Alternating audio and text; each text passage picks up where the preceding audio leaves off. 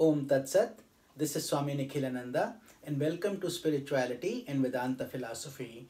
My humble prostrations to the universal divine energy, to my worshipful Guruji, Shri Swami Jyotirmayananji Maharaj of Yoga Research Foundation, Miami, Florida, USA, to all sages and saints of the world, and to all of you divine souls watching this video. In my regular videos, I explain deep and mystic insights about spirituality and Vedanta philosophy. If you like these videos, please consider subscribing to my YouTube channel and sharing the spiritual knowledge with others. In today's video, we are going to discuss a very significant mantra called the Maha Mrityunjaya Mantra. Maha Mrityunjaya Mantra, which is in the Sanatan Dharma, it is one of the very famous mantras that I will first chant and then I will explain the deeper meaning of this mantra. So the mantra is Om Trayambakam Yajamahe Sugandhim Pushti Vardhanam Urva Rukameva Bandhanan Mrityor Mokshiya Mamritat. This means we adore the Supreme Being, God, who is the possessor of three eyes and three energies, who is the enhancer of fragrance and nourishment. May we be liberated from the meshes of death, just as a cucumber is liberated from the bondage of creeping vines, and may we be led to immortality. So that's the literal translation of this mantra. And now I'll explain it by each word so you can get a deeper insight into it. So Maha Mrityunjaya Mantra. Maha means great. Mrityu means death. And Jaya means victory. So this is why this mantra is such a profound mantra, because it's supposed to have victory over death. What that means is, eventually we are all terminal, so one day we will have to die. But what this mantra does is it protects you from untimely death, and it gives you good health and many, many other benefits. So when we chant this mantra with devotion, with feeling and bhakti, it bestows liberation to us, mukti. So that is a very big benefit we get from this mantra if we chant it regularly. And what mukti or liberation means is that no more coming back into this cycle of life and death. Because as we know, human body, there's a lot of pain involved, both during birth and death and so on.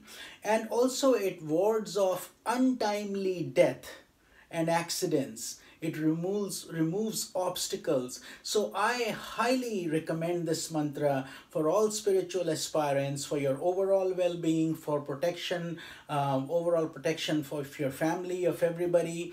Even during hospitals, if you're visiting somebody who's sick, you can chant this mantra for their healing, and chant it regularly. Now let's dissect this mantra by each word so you get a better insight. Om, when we say Om Trayambakam, every mantra, Om is the smallest mantra and it's a complete mantra by itself, just Om. But we add it basically invoking the Absolute or God. Utterance of Om is always rendered very auspicious. Therefore, all the sages and saints start with chanting Om. Trayambakam. Tra means three, Ambakam means eyes, and this is dedicated to Lord Shiva. This Maha Mrityunjaya Mantra is Lord Shiva's mantra, and the two eyes which we all have are for the practical world of time and space, which is the horizontal vision.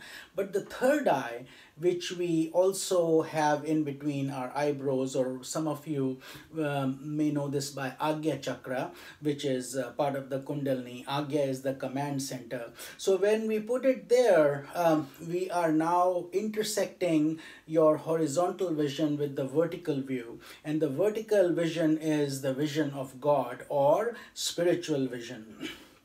So it transcends this illusory world process, Trayambakam. That's why you will see Lord Shiva, he has three eyes, his third eye is visible, and you also, each of us, have a third eye, which is invisible, but it's inside which is what we call the Agya Chakra. So Shiva is essentially Brahman, or the absolute self himself. So that's what Triambakam means. Yajamahe means we worship and adore. So when we worship with so much devotion that we want to merge into that divine being, so our soul starts communing with them, with that divine energy. So Yajamahe, that's what that means. Sugandhim, Sugandhi means fragrance in Sanskrit and Hindi. Fragrance. So just like a rose and a jasmine each have a unique fragrance, this Sugandhi is spiritual fragrance. So when you are praying with devotion, with love, all these qualities of cheerfulness, serenity, purity, cosmic love, compassion, and other divine qualities come to you. So that's why sages and saints are as if emitting a beautiful fragrance of these divine qualities. So that's what Sugandhim means. Pushti Vardhanam means nourishment. Pushti.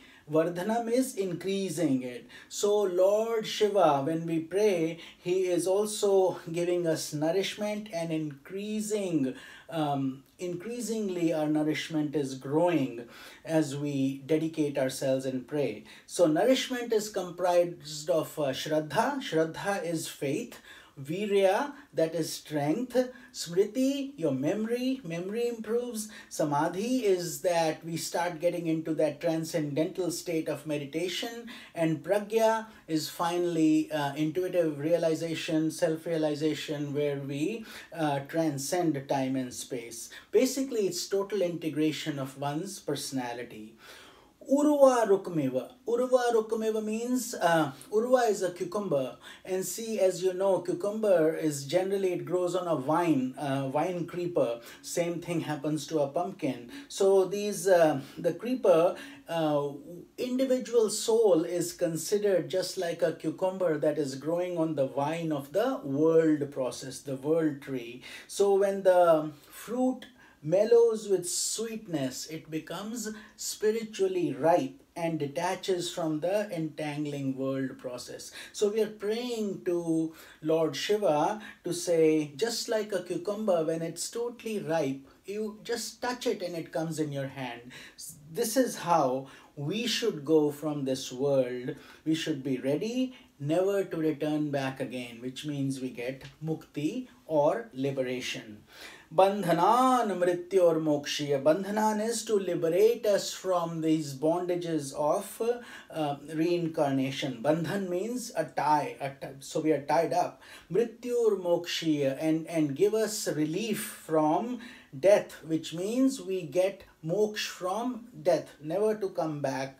Basically, most people, as you know, keep reincarnating based on the karmas. So if you are chanting this mantra, we are praying that we get liberated from the bondage of death.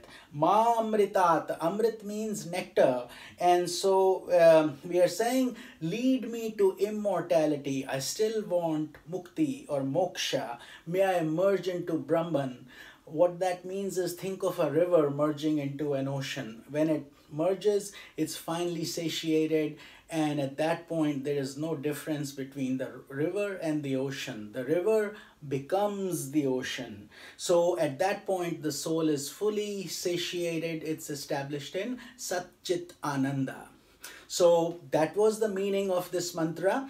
Very profound, and please make this a habit. And one more thing, if you start your car, always chant this mantra, so it will protect you from any accidents, or if there was supposed to be a big accident, it basically just becomes very small and it wards off all kinds of evils for you. Very powerful mantra, and just because it has been so potent over many thousands of years, many sages and saints have narrated it, so and chanted it. It's got that potency. So I hope you could understand the mantra, learn it, chant it, and make it a part of your daily life. This is one of the very high and important mantra, a very prominent mantra in the Sanatan Dharma and Vedanta philosophy. This is Swami Nikhilananda. Om Tat Sat.